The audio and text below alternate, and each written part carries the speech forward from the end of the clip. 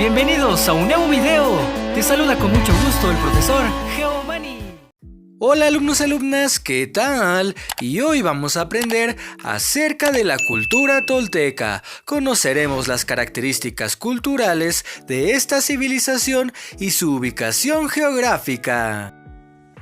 Para el estudio de las culturas prehispánicas, los historiadores, arqueólogos y antropólogos han dividido este tiempo en grandes periodos, de los cuales conocemos principalmente tres: el periodo preclásico, el periodo clásico y el posclásico. Es muy importante que sepamos cuánto tiempo abarca cada periodo, para que así podamos determinar en qué etapa se desarrolla cada una de las culturas prehispánicas que estamos conociendo en cuarto grado.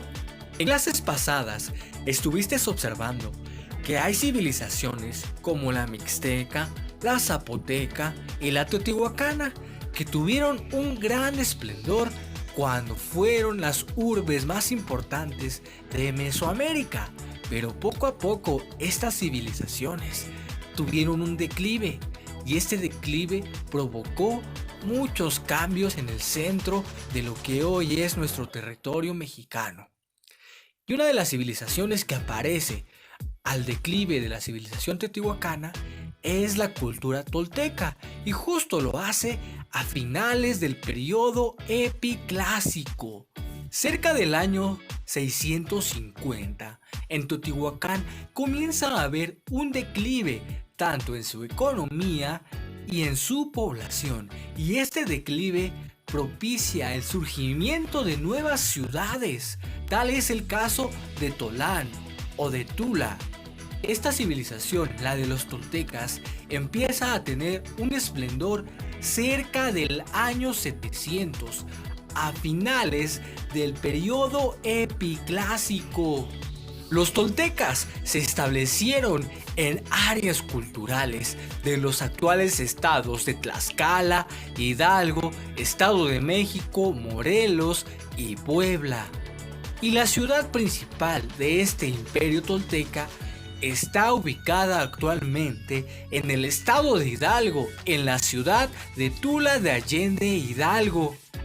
El surgimiento del pueblo tolteca fue posible gracias a las migraciones de diversos grupos culturales.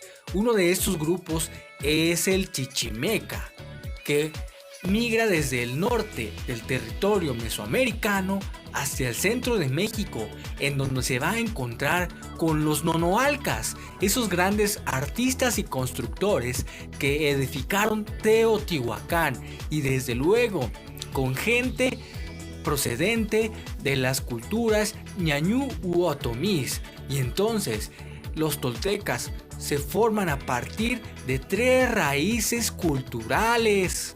La palabra tolteca significa maestro creador, y los toltecas, como ya mencionamos, se establecen en Tula. Esa palabra deriva del vocablo náhuatl Tolán, que quiere decir lugar de juncos o lugar de abundancia de tules, y el tule es una varita que crece a la orilla de los ríos en prácticamente muchas partes de las regiones de México. Y es precisamente que los toltecas se establecen en una zona semiárida como lo es Tula. Sin embargo, supieron aprovechar muy bien los recursos hídricos que proporcionaban las lluvias de temporal, y esto hacía que los ríos, lagos crecieran solo por algunos meses. Recordarás que los ríos son formados pues gracias a la lluvia, y precisamente el río Tula, actualmente un río de agua contaminada, en la época tolteca pues fue el principal afluente de agua para esta civilización. Aprovecharon muy bien esas oportunidades que les brindaba la naturaleza para poder subsistir, y desde luego que aprovecharon muy bien esa agua, creando sistemas de riego como un sistema conocido como terrazas, es decir, que hacían que el agua subiera a pequeños montes para aprovechar más extensión de campo para poder sembrar. Una vez consolidados estos sistemas de riego, los toltecas van creciendo aceleradamente y obtienen muchos recursos para comer del maíz, de la calabaza, del chile, del amaranto. Además, emplean el maguey como un recurso muy importante, ya que extraen desde él alimento y bebida, pues en Tula se crea el pulque. Y pues los toltecas comienzan a tener un esplendor. La gran abundancia de recursos para la alimentación permitieron que los toltecas desarrollaran otras actividades además de las agrícolas, y pues comienzan con la explotación de recursos, tal es el caso de la obsidiana, que utilizaban para manufacturar diversos utensilios, y desde luego la explotación de la piedra caliza, que ocupaban para elaborar cal, y esto iba a permitir pues decorar y construir sus edificios. Además, los toltecas también desarrollan grandes trabajos en la cerámica, y desde luego, lo más conocido por varias gente en el mundo, los toltecas desarrollan pues grandes estructuras monumentales conocidas como los atlantes o las cariátides, hechas a base de basalto. El basalto es una roca volcánica. De hecho, es la roca que más abunda en la corteza terrestre. Es una roca bastante dura y pesada. De hecho, si has tenido la oportunidad de cargar algún molcajete o alguna pieza de basalto, te darás cuenta que es pesada. Y precisamente esta roca fue la que utilizaron los toltecas para manufacturar esas grandes estructuras que son representaciones de guerreros toltecas de alto rango y que en algún momento sostuvieron la techumbre de un edificio. Es decir, los denominados atlantes fueron estructuras que sirvieron para sostener una techumbre. Fueron como una especie de columnas. Y entonces el término atlante es un término erróneo. El nombre más adecuado sería cariátide, puesto que una cariátide sostiene el peso de algo sobre su cabeza. Aunque también sería erróneo, porque estamos hablando de estructuras griegas o de dioses griegos. Pero al no tener un término, para mí son los guerreros toltecas. Y entonces, estos guerreros toltecas custodiaban el Tlahuizcalpantecutli, que significa lucero de la mañana. Este templo es una construcción dedicada a Quetzalcóatl, el dios principal de los toltecas, en su representación del planeta Venus.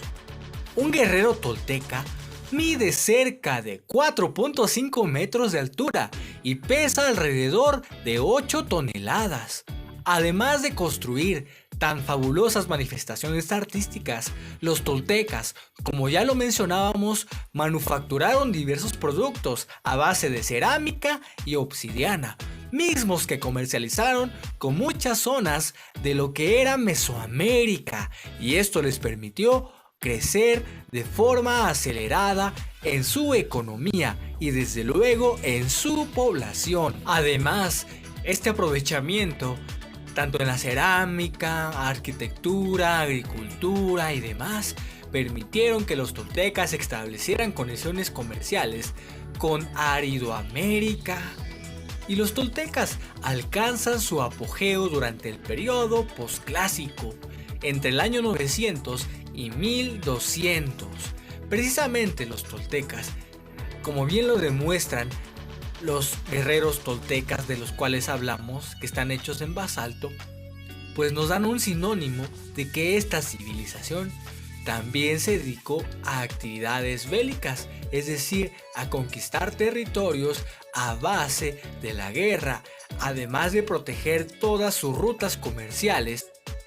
Y es precisamente esta actividad bélica, en combinación con las actividades agrícolas y las actividades económicas, que los toltecas en el periodo posclásico alcanzan su mayor esplendor y apogeo entre los años 900 y 1200 y dominan gran parte del centro de Mesoamérica, las costas del Golfo de México, el Bajío, Guanajuato, Aguascalientes, Jalisco y desde luego Chiapas y Guatemala.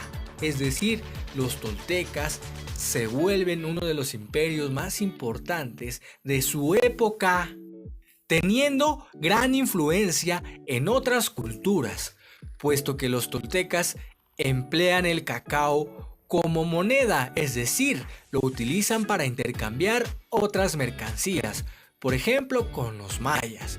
Además, los toltecas crean diversas manifestaciones culturales. Una de ellas es el chacmol, que sirve como una especie de ofrenda en donde se colocaban diversos productos para ofrendar a los dioses, y desde luego también era una piedra de sacrificios en donde se colocaban a veces corazones de los sacrificios humanos empleados por los toltecas. Además, crean el Coatepantli o muro de las serpientes y desde luego el Zompantli, el altar de cráneos. Los investigadores aún no llegan a un consenso para determinar cuál fue la causa del declive y abandono de esta ciudad. Lo que se sabe es que los toltecas, o gran parte de ellos, migran hacia la zona maya de Chichén Itzá, en donde, si te das cuenta, establecen una nueva ciudad muy parecida a la de Tolán. Espero este video haya sido de tu agrado. Gracias por tu atención. No olvides darle me gusta y dejar tu suscripción. Cuídate mucho, estudia mucho, querido y querida alumna. ¡Hasta la próxima!